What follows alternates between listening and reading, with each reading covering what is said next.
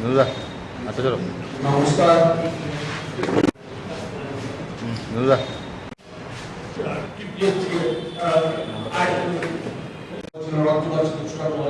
এই সব নিয়ে প্রতারণা করা হয়েছে। এটা প্রতারিত সরকার বসে আছে, মানুষের সাথে জাল চুরি করছে, ফলে এইভাবে চলতে দেওয়া যায় না। আমরা এই বিহিত চাই, নতুবা আমরা আরো তীব্র এবং ভয়ঙ্কর আন্দোলন আমরা গড়ে তুলতে বাধ্য হব। এই কথা বলছি বলে আমি আমার কথা বলা শেষ করছি এবং আমি অনুরোধ করব কিছু আলোকপাত অলরেডি তিনি করেছেন। আমাদের আজকে বিষয়বস্তু একটা হলো পিআরটিসি বাধ্যতামূলক।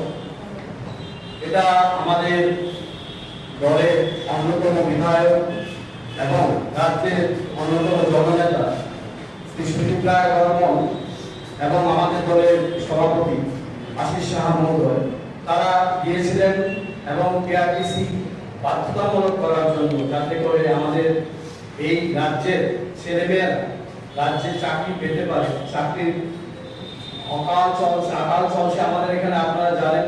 তার মধ্যে আবার বাইরে থেকে এসে চাকরিগুলি নিয়ে যায়, এটা বন্ধ করার জন্য। কিন্তু এর মধ্যে আমরা জেনে গেলাম যে সার্কুলার এখনো দপ্তরে যায়নি, বিজ্ঞাপন বেরোচ্ছে এবং বাইরে তারাও পরীক্ষা দিচ্ছে, চাকরিও পেয়ে যাবে। আর এটা নিয়ে আমরা বড় আন্দোলন নামবো, আমাদের নেতৃত্ব ইতিমধ্যে জানিয়েছেন।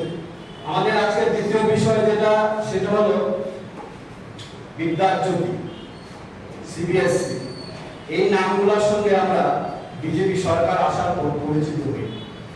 আমরাও পড়াশোনা করেছি, আপনারাও করেছেন। বিদ্যাজ্যোতিকে পড়ার পর বিদ্যায় জ্যোতি হতে হয়, এই ধরনের কথা আমরা কোনোদিন শুনিনি। যাই হোক, আমাদের ছেলেমেয়েরা কিছু একটা পাবে, ভালো কিছু পাবে, সেই আশায় আমাদের অভিভাবকরা দলে দলে ছুটে গিয়েছিলেন বিদ্যাজ্যোতি স্কুলে। অভিনব কথা, কি কথা? বাংলা মাধ্যমে যারা পড়ে তারাও নাকি সিবিএসসি দিতে পারবে। বাংলা মাধ্যম নাকি সিবিএসসি তে প্রশ্ন হবে এবং উত্তর লেখা যাবে। এ প্রসঙ্গে আমরা বিশেষত আমার একটা গানের কলি মনে পড়ছে। একটা গান ছিল, আজকে যিনি কয়লা মন্ত্রী কালকে দেখেন শিক্ষা। আজকে যিনি কয়লা মন্ত্রী কালকে দেখেন শিক্ষা। কয়লা কালো শিক্ষা নিয়ে আমরা পাই দীক্ষা। বলি কয়লা আর শিক্ষার মধ্যে পার্থক্যটা কি? কয়লা মন্ত্রী হলে কয়লা ঝাড়বো, শিক্ষামন্ত্রী হলে বই ঝাড়বো। ঝাড়াটা হলো আসল কথা, ঝাড়লে নোট পড়বে, আমার ব্যাংক ব্যালেন্স বাড়বে। এটা কয়লা মন্ত্রী হলেও আপত্তি নেই, শিক্ষামন্ত্রী হলেও আপত্তি নেই। তো এই কথাটা আমাদের আগেকার যিনি শিক্ষামন্ত্রী ছিলেন তার বিবেকবোধ কতটুকু আছে আমরা জানি না, কি বুঝে উনি বলেছিলেন। এবং ওনার সঙ্গে সঙ্গে এক যুবক মন্ত্রী ওনারাও বলেছিলেন যে বাংলা মাধ্যম স্কুলে পড়লেও সিবিএসসি দেওয়া যাবে। এখন এক বছর ক্লাস 9 এ ছেলেমেয়েরা পড়ে গেছে, ক্লাস 10 এ এখন পড়ছে, প্রায় শেষ প্রান্তে। একইভাবে 11 এ ভর্তি হয়েছে, 12 এর শেষ প্রান্তে দাঁড়িয়ে এসে তারা জানতে পারলো তারা সিবিএসসি পরীক্ষা দিতে পারবে না। তারা জানতে পারলো তারা কোন বোর্ডে পড়াশোনা করছে, এটা তারা জানে না। তারা কোনো বোর্ডের অধীনেই না এই মুহূর্তে। তারা জানতে পারলো রাজ্য সরকার এই বিষয়ে পুরোপুরি নিশ্চুপ। এরকম অরাজক পরিস্থিতি রাজ্যের শিক্ষার ইতিহাসে কোনোদিন হয়নি। এবং এটাকে যারা প্রশ্রয় দিচ্ছেন তাদের সবাই মিলে আমরা তাদের বিরুদ্ধে স্লোগানে নামবো, এটাই আশা করি। আমি এই বিষয়ে যাওয়ার আগে এই যে আজকাল বলা হচ্ছে রাজ্যের শিক্ষা ব্যবস্থা নাকি অনেক দূর এগিয়ে গেছে, রাজ্যের শিক্ষা ব্যবস্থা নাকি এরকম, আমাদের প্রাক্তন শিক্ষামন্ত্রী বলেছিলেন যে এটা একটা মডেল শিক্ষা ব্যবস্থা, মডেল রাজ্য হয়ে গেছে শিক্ষার দিক দিয়ে। এবং বাইরে থেকে অন্য রাজ্যের তারা নাকি এসে দেখছে যে ত্রিপুরা শিক্ষা ব্যবস্থা এত কিভাবে এগিয়ে গেল। ঠিক কি এগুলো শিক্ষা ব্যবস্থা, আমরা একটু চোখ বুলিয়ে নিই, তারপর আবার সিবিএসসি ব্যাপারটায় আসছি। সিবিএসসি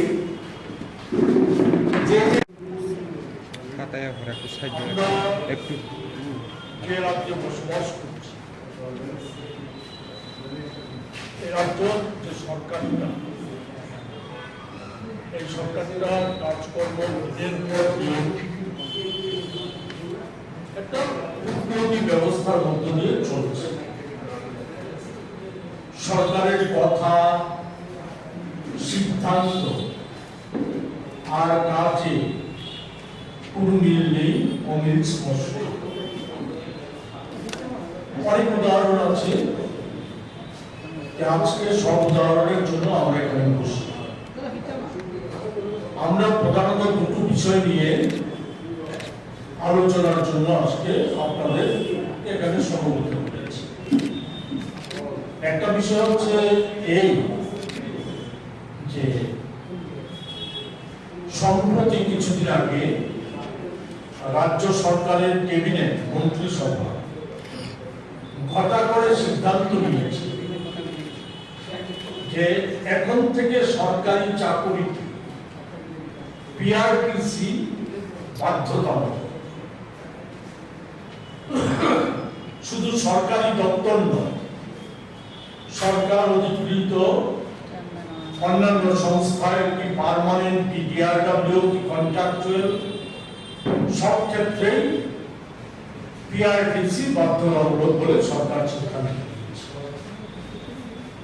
সরকারের এই সিদ্ধান্ত এক বাক্যবাগীশ মন্ত্রী উল্লেখ করেছিল জানাতে গিয়ে, সর্বসাধারণকে জানাতে গিয়ে, ঐতিহাসিক সিদ্ধান্ত। এবং আমরা দেখলাম তারপর বিজেপি দলের যুব মোর্চা এবং দল তারা নানা জায়গায় মিছিল সমাবেশ করে অভিনন্দন রেলি করে সরকারের মাননীয় মুখ্যমন্ত্রীকে অভিনন্দিত করছে। একের পরে কার্যত ঘটনা কি? ঘটনা হচ্ছে এখন পর্যন্ত শুধু পিডব্লিউডি দপ্তরে যে কয়েকজন ইঞ্জিনিয়ার নেওয়ার কথা ছিল, নোটিফিকেশন হয়েছিল টিপিএসসির মাধ্যমে, পিআরটিসি বাধ্যতামূলক না করাতে সরকারের সিদ্ধান্ত ছিল এগুলিকে বাতিল করে পুনর্নিয়োগের ব্যবস্থা, এটা বাতিল হয়েছে। কিন্তু কি কারণে জানি না, সম্প্রতি বিদ্যুৎ নিগমে, তারপর ডেন্টাল কলেজে, আরো বিভিন্ন জায়গায় কিছু কিছু জায়গায় কিছু কিছু নিয়ম সেখানে সংগঠিত হয়েছে, যেখানে পিআরটিসি বাধ্যতামূলক ছিল না, সেই জায়গায় রাজ্যের যুবকদের, বেকারদের, শিক্ষিত বেকারদের আবারও বঞ্চনা করে বহির্রাজ্যে চাকরি চলে যাওয়ার একটা সুযোগ করে সেটা করেছে। এটা একেবারে নিন্দনীয়। সংবাদ মাধ্যমে বেরিয়েছে যে সরকার সিদ্ধান্ত নিয়েছে, ক্যাবিনেটের সিদ্ধান্ত নিয়েছে। যেমন সরকারি অনেক সিদ্ধান্তকে মান্যতা দেওয়া হয়, সরকারি সিদ্ধান্ত, সরকারি ঘোষণা, এমনকি বিধানসভার যে সিদ্ধান্ত, সেই সিদ্ধান্তগুলো মান্যতা দেওয়া হয়। এই জিনিস চলে আসছে।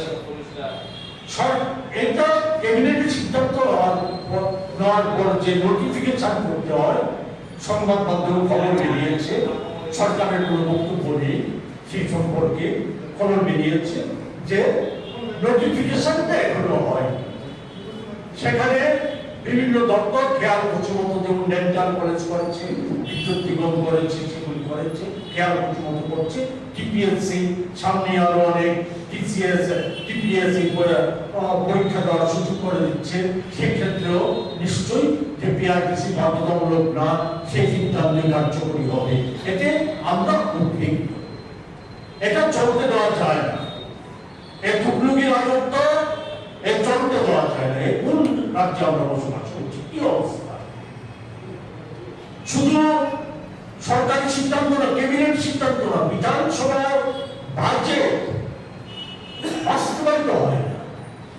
এখনো খবর বেরিয়েছে, এখনো বাজেটে, গত বাজেটে 355 কোটি টাকা শুধু একটা দপ্তর, বিদ্যালয় দপ্তরে অব্যয় হয়ে পড়ে আছে।